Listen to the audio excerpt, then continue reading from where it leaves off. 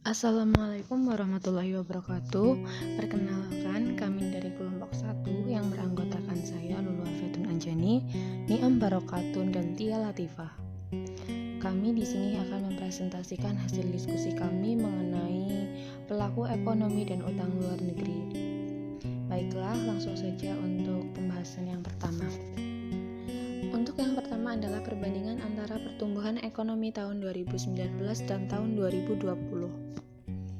Untuk tahun 2019, perekonomian di Indonesia tahun 2019 yaitu diukur berdasarkan produk domestik bruto atau PDB atas dasar harga berlaku mencapai 15.833,9 triliun dan PDB pendapatan per kapita mencapai 59,1 juta atau 174,9 US dollar.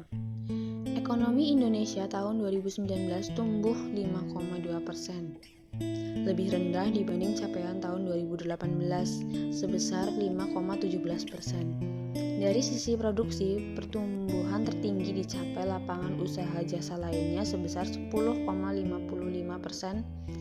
Dari sisi pengeluaran, pertumbuhan tertinggi dicapai oleh komponen pengeluaran konsumsi lembaga non-profit yang melayani rumah tangga sebesar 10,62%. Struktur ekonomi Indonesia secara spesial tahun 2019 didominasi oleh kelompok provinsi di Pulau Jawa dan Pulau Sumatera. Pulau Jawa memberikan kontribusi terbesar terhadap produk domestik bruto, yakni sebesar 59%.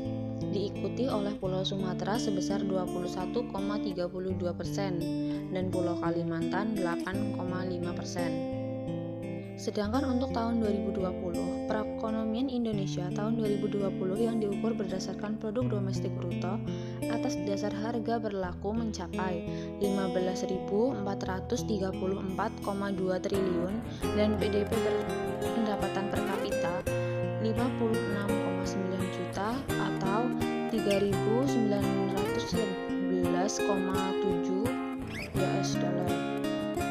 Ekonomi Indonesia tahun 2020 mengalami kontraksi pertumbuhan sebesar 2,7% dibandingkan tahun 2019. Dari sisi produksi, kontraksi pertumbuhan terdalam terjadi pada lapangan usaha transportasi dan pergudangan sebesar 15,4%. Sementara itu, dari sisi pengeluaran, hampir semua komponen terkontraksi. Komponen ekspor barang dan jasa menjadi komponen dengan kontraksi terdalam sebesar 7,70%. Sementara barang impor dan jasa yang merupakan faktor pengeluaran terkontraksi sebesar 14,71%. Struktur ekonomi Indonesia secara spesial pada tahun 2020 didominasi oleh kelompok provinsi di Pulau Jawa sebesar 58,75%. Dengan kinerja ekonomi mengalami konstruksi pertumbuhan sebesar 2,51%. Dampak pandemi terhadap pelaku ekonomi. Pandemi COVID-19 memberikan dampak amat besar pada sektor ekonomi dan sosial di dunia, termasuk di Indonesia. Pengamat kebijakan publik dan pelaku bisnis Saiful menyebutkan ada 3 dampak besar pandemi COVID-19 bagi perekonomian nasional. Yang pertama, melemahnya konsumsi rumah tangga atau melemahnya daya beli. Yang kedua, pandemi COVID-19 ini menimbulkan adanya ketidakpastian kapan akan berakhir, sehingga di bidang investasi juga ikut melemah dan berimplikasi terhadap berhentinya sebuah usaha. Yang ketiga, pelemahan ekonomi sehingga menyebabkan komoditas turun. Akibatnya dampak tersebut pemerintah telah melakukan berbagai tindakan cepat. Program vaksinasi, ada program pemulihan ekonomi nasional, BLT, bantuan modal usaha UKM atau UMKM. Pilar penyangga perekonomian mampu menyelamatkan kondisi krisis pandemi. Pasalnya, di tengah tekanan COVID-19, BUMN dapat menopang kebutuhan likuiditas perbankan nasional di tengah program restrukturisasi untuk mengurangi beban dunia usaha dan UMKM. Selain itu, perusahaan-perusahaan BUMN menjadi acuan dalam kondisi normal baru atau new normal, yaitu perilaku hidup bersih dan sehat yang muncul setelah pandemi COVID-19 karena peranan BUMN sangat luas. Pertama, sebagai rantai pasok, dan kedua sebagai sistem integrator pada saat adanya kondisi normal baru atau kondisi perilaku hidup bersih dan sehat. D. Sektor yang tetap kuat dan menjadi penyelamat perekonomian Indonesia. Sejumlah sektor diprediksi menjadi juara ketika pandemi COVID-19 melanda Indonesia. Ekonomi Afiliani menyampaikan sektor industri yang akan terus bertahan dengan berkembang pandemi COVID-19 yaitu pangan, farmasi, rumah sakit, serta teknologi informasi dan komunikasi atau TIK. E. Perbandingan APBN tahun 2019 dan 2020. Realisasi pendapatan negara dalam Anggaran Pendapatan dan Belanja Negara atau APBN hingga Agustus 2020 tercatat sebesar 1.034,14 triliun. Angka ini lebih rendah dibandingkan periode yang sama 2019 yang sebesar 1.190,22 triliun. Penerimaan perpajakan menurun 13,39% menjadi 798,1 triliun. Sedangkan penerimaan negara bukan pajak atau PNBP menurun 13,48% menjadi 232,1 triliun. Sementara penerimaan hibah meningkat 651,62% dari 528,4 miliar pada Agustus 2019 menjadi 4 triliun. F. Sektor yang mengalami pembengkakan anggaran. Menteri Keuangan Sri Mulyani Indrawati dalam berita republik.co.id menyebutkan bahwa terdapat 4 sektor yang paling tertekan akibat wabah virus corona atau COVID-19, yaitu rumah tangga, UMKM, korporasi, dan sektor keuangan. Pertumbuhan ekonomi pun diprediksi akan mengalami kontraksi. Pihak yang terkena dampak ini adalah sektor rumah tangga yang kami perkirakan akan mengalami penurunan cukup besar dari sisi konsumsi, katanya dalam konferensi pers di Jakarta Rabu.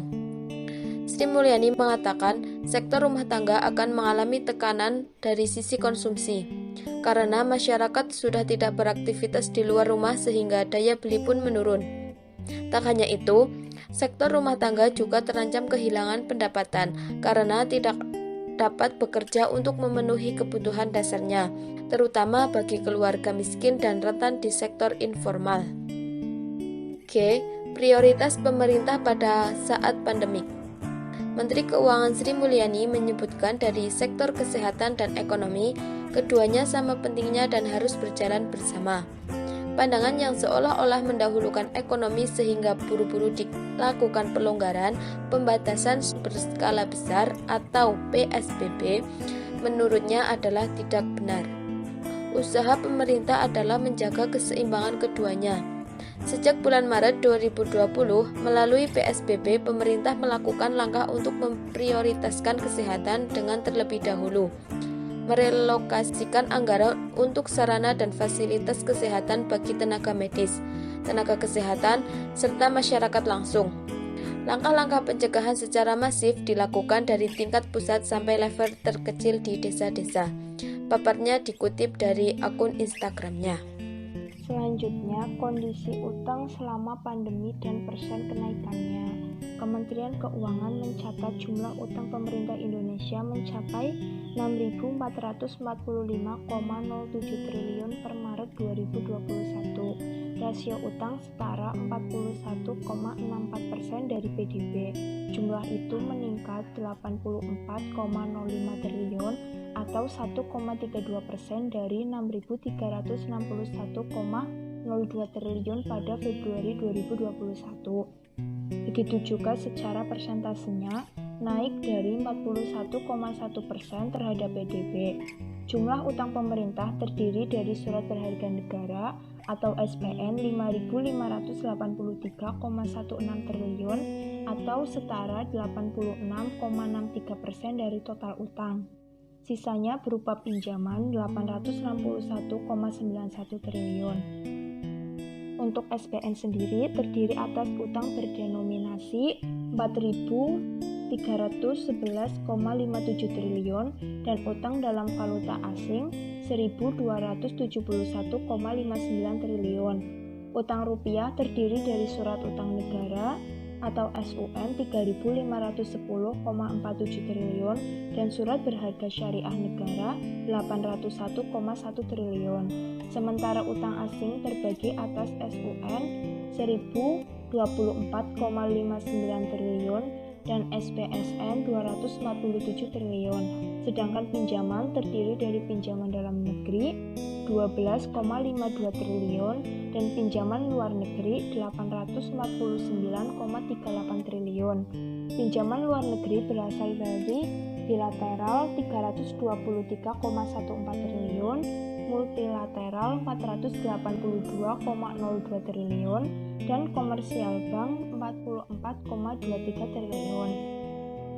Secara persentasenya, rasio utang telah melewati batas yang selama ini berusaha dijaga pemerintah, yaitu 30% dari PDB, namun belum melewati batas Undang-Undang Nomor 17 Tahun 2003 tentang Keuangan Negara, yaitu 60% dari PDB. Selanjutnya, apakah kenaikan persentase utang luar negeri masih tergolong aman? Kenaikan persentase utang luar negeri masih tergolong cukup aman walau debt to GDP meningkat ke kisaran 41%. Rasio tersebut masih cukup aman karena masih jauh di bawah batas 60% dari GDP sebagaimana diatur dalam Undang-Undang Nomor 17 Tahun 2003 tentang Keuangan Negara. Kemudian, strategi agar Indonesia terbebas dari luar negeri yang kemungkinan diterapkan. Caranya adalah dengan menjaga cadangan devisa. Cadangan devisa selain digunakan sebagai menjaga stabilitas rupiah, juga digunakan untuk membayar utang luar negeri pemerintah. Sekian presentasi dari kami, mohon maaf apabila masih banyak kekurangan.